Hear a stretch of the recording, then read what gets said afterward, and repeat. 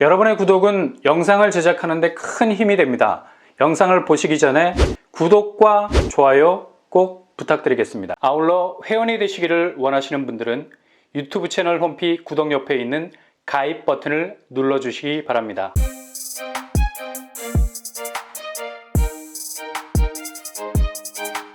안녕하세요, 뻔뻔한 목덕바입니다. 어제는 두 가지 큰 사건이 꽝 하고 터졌었습니다. 바로 태영건설 워크아웃이 진통 끝에 정말 각고의 뼈를 깎는 자구책 마련, 거의 등 떠밀린 분위기도 있었고요. 그럼에도 불구하고 채권 금융사들이 빠르게 의사표시를 해주면서 예상보다 훨씬 빠른 속도로 워크아웃이라는 큰 그림이 나온 것 같습니다.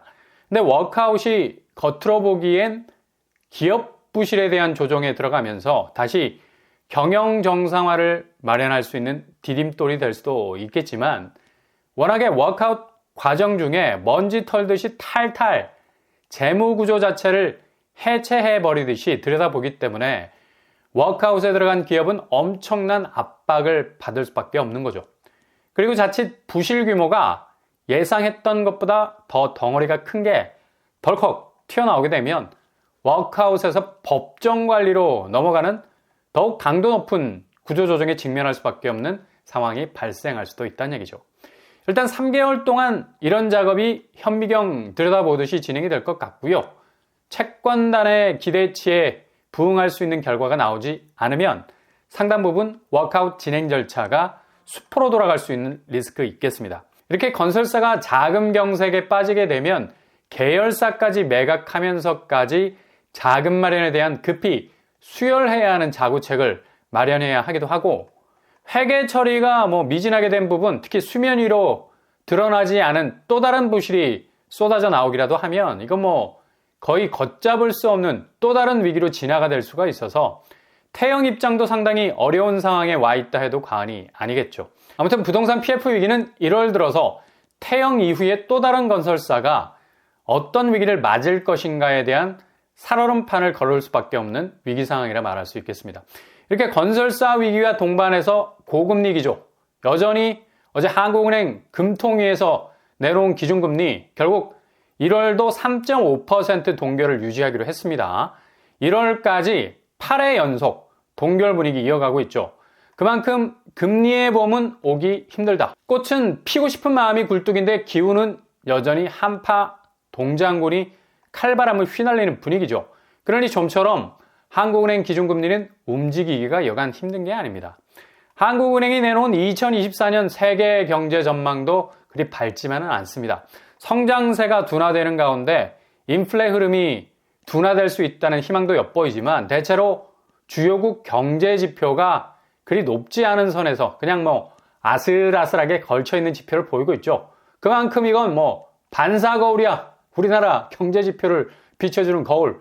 국내 경제 역시도 소비 회복세가 약화가 됐으나 이건 결국 내수가 꽁꽁 얼어붙은 건데, 워낙 내수가 제대로 돌지를 않으니 또 다른 탈출구가 필요한데 수출이 양호한 증가세를 보인다는 거고요. 중요한 건 확실한 반등세로 궤적이 다르게 바뀌는 게 아니라 완만한 개선 흐름세라는 거죠. 올해 경제 성장률은 하나는 2.1%로 잡고 있는데요. 작년 2023년은 1.4% 정도 수치에서 살짝 올라간 경향도 보이지만 간에 기별도 안 가는 그러다 목에 걸리겠어. 몰래 먹다가 체한다고 상당히 고전을 면치 못하고 있는 국내 경제 성장률 지표가 계속해서 깔깔하게 목에 걸릴 수밖에 없으니 이걸 한 번에 해소할 만한 뻥 뚫어줄 수 있는 경제 전반의 호재는 거의 자취를 감췄다고 볼 수가 있겠습니다. 그러니 국내 경제 사정도 그리 낙관할 만한 전망은 아니란 얘기죠. 이런 이유 때문에 어제 금통위에서도 대부분의 위원들이 기준금리 인상에 대한 직접적인 언급은 하지 않았지만 대신 통화긴축 기조는 충분히 장시간 지속할 것이라는 설명을 덧붙였습니다. 지난번에 상당 기간 긴축을 이어갈 것이라는 어투가 충분히 장시간. 이거 이 말이 그 말이고 그 말이 이 말 아닌가? 약간은 톤을 낮춘 것 같아 보여도 엎어치고 매치고 매한가지라 볼 수 있겠습니다. 그만큼 상반기까지는 고금리 기조가 그대로 유지가 될 것으로 보이고요. 특히 미국 분위기가 금리라는 꽃망울을 터뜨릴 기세로 월가를 필두로 온 사방 불꽃놀이를 터뜨리더만 결국 미국 근원물가지수가 3.9%까지 올랐죠. 예상치 3.8%보다 더 치고 올라온 수치죠. 그냥 그렇게 미국 물가가 저공비행을 하면서 안착할 줄 알았지만 이렇게 다시 뒤통수를 까기 시작하니까 눈이 튀어나오는 건 당연하죠. 1월에 또다시 이런 지표가 나오면 상반기 미국 기준금리 인하는 물 건너간다는 말까지 하고 있습니다. 그만큼 지금 미국 시장 분위기도 만만치 않은 상황인데 국내 근원 물가지수가 어느 정도 안정을 찾아간다 한들 다시 미국에서의 조짐이 심상치 않게 전개가 된다면 이거 상황이 다시 2022년으로 돌아갈 수 있는 가능성이 많다는 얘기입니다. 그러니 2024년 집값에는 이렇다 할 호재가 전무한 상황이죠. 여전히 서울 아파트 거래량은 올해 들어서 1월만 보더라도 130건에 머물 정도로 엄청난 거래 한파에 직면해 있습니다. 이건 거의 태로가 없는 부동산 시세의 한 단면을 보여주는 건데 지금 현장에선 호가로 목숨 걸고 지금의 시세 저지선을 붙잡으려는 집주인들이 거의 6탄 방어 공세로 기존 집값을 사수하기 위해서 총력전을 벌이고 있습니다. 그러나 거래 없는 시장을 이길 수 있는 매도세 없습니다. 전혀 시장에서 자기 집을 사줄 수 있는 사람이 드물게 되면 그렇게 사력을 다해 붙잡고 있던 집값 그냥 손에서 놓을 수밖에 없다는 얘기죠. 아무리 소나기 힘이 강해도 인디아나 존스가 벼랑 끝에서 지푸라기를 잡고 올라오듯이 이건 그냥 좀비 수준이야. 다 죽은 사람이 그 마지막 가닥을 잡고 올라오잖아. 근데 이건 영화라는 점. 현실은 자기 몸무게를 소나기 힘이 이겨내질 못해서 그렇게 악다구니로 잡고 있다 해도 스르르 힘이 빠질 수밖에 없는 겁니다. 지금 매수하려는 분들이 혼선에 빠질 수밖에 없는 건 바로 이 포인트 때문이죠. 아니 겉으로 보기엔 반토막이 나도 시원치 않을 판에 무슨 화장실 배수가 막힌 것처럼 물이 쫙쫙 빠져주질 않으니까 액면으로 보면 집값이 완전히 빠진 것 같지 않은 체감도가 오는 거죠. 근데 아이 쇼핑하듯 시세를 콜해주는 가격과 정말 사려고 내고 하는 가격 사이에는 분명한 차이가 있다는 거 알아두셔야 됩니다. 집주인들 1월까지가 거의 고비일 겁니다. 매도세가 끝까지 버틸 수 있는 한계가 그리 길지 않다는 거죠. 부동산이 이런 매도자들의 허브 역할을 해줘야 하기 때문에 쉽사리 걸어놓는 집값을 빠진 가격으로 내놓지 않으려 하죠. 다 이것도 비즈니스인데 집을 자기 물건으로 잡고 있으려면 원하는 대로 해줘야 되거든. 그러니 매수자가 아무리 스캔을 해봐도 금매 위에는 가격이 그대로인 것 같은 착각이 드는 겁니다. 이거 절대로 단편적으로 생각하시면 안 되고요. 액면과 이면, 파전을 붙여도 한쪽으로만 붙이면 타잖아. 머리 회로를 한쪽으로만 돌리면 그냥 부하 걸려서 회로 다 타버립니다. 펜을 들어서 반대쪽으로 뒤집어 줘야지 파전이 바싹 익을 수가 있어요. 액면가 말고 이면에서 거래가 될 수 있는 가격대를 염두에 두셔야 된다는 얘기죠.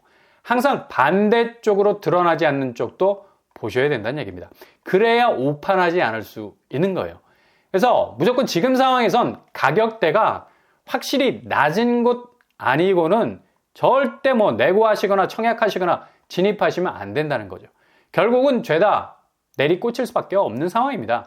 이런 상황에서 서울이지만 상당히 저렴한 가격대로 진입할 수 있는 틈새 기회가 1월에 생길 것으로 보입니다. 바로 흑석동에 위치한 아파트인데요. 이번 달 무순위 청약이 진행이 될 것으로 보입니다. 지난번 같은 동네였던 흑석자이가 무순위가 진행이 됐었는데 여기 5구제곱 한 가구 그리고 84제곱 한 가구가 나왔었죠. 몰린 사람만 93만 명 쏠림 현상이 있었습니다. 정말 살벌한 수준이었는데 그만큼 분양가 자체가 초기 분양가로 나와서 더욱 몰렸던 점도 많았죠.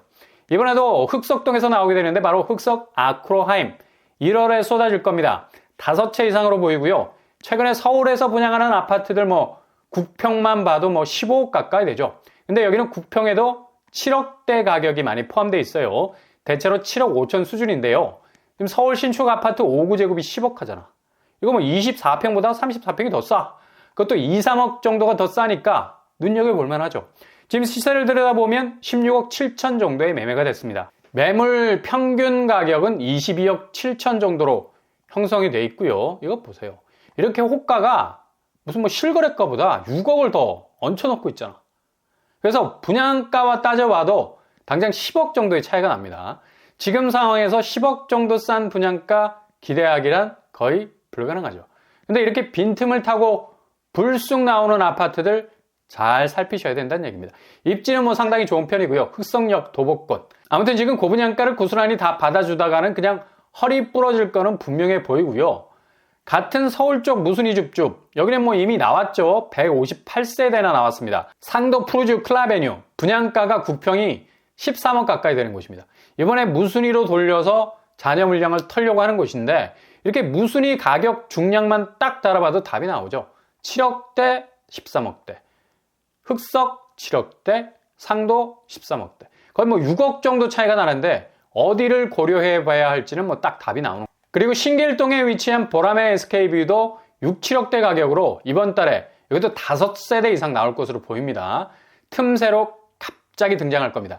지금 시세는 13억 4천 정도에 형성이 되어 있죠. 거의 뭐 반값 수준으로 생각해 볼 수 있는 곳이기도 하죠. 그리고 강남권에서 개포자의 프레지던스 분양가가 20평대가 11억대였는데 여기는 뭐 분양가가 어마무시하죠. 지금 시세는 뭐 더해 21억 6천에 형성이 되어 있습니다. 거의 뭐 10억 정도 갭이 있네요. 1월에 나올 것으로 보입니다.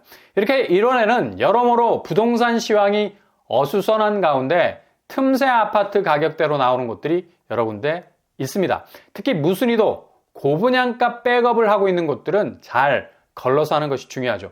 아무튼 1월이 가장 중요한 집값 분기점이 될 것 같고요. 지리한 기다림, 뭐 이거 아무런 변화가 일어나지 않는 것 같아 보이지만 실은 실거래 현장에서는 매도세가 아우성입니다. 더 이상 버틸 여력을 점점 잃어가고 있는다는 얘기죠. 잘 체크하셔서 골든타임 잡으실 수 있길 바랍니다.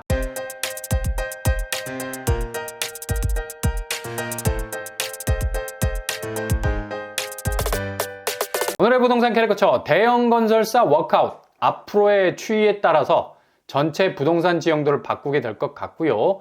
그리고 한국은행의 고금리 기조는 여전히 계속해서 이어질 것으로 전망이 됩니다. 국제경제와 국내 경제 전망이 그리 밝지 않을 것으로 보여서 앞으로 집값 추이는 더욱 거세게 영향을 받을 것으로 보이죠. 정말 분양가 면에서 저렴할 수 있는 곳들 눈여겨보시면서 타이밍 잘 잡아 나가신다면 반드시 올 한 해 깃발 꽂을 수 있는 한 해가 되실 수 있을 겁니다. 오늘도 응원합니다. 여러분의 길이 꽃길만 되실 수 있기를 바랍니다.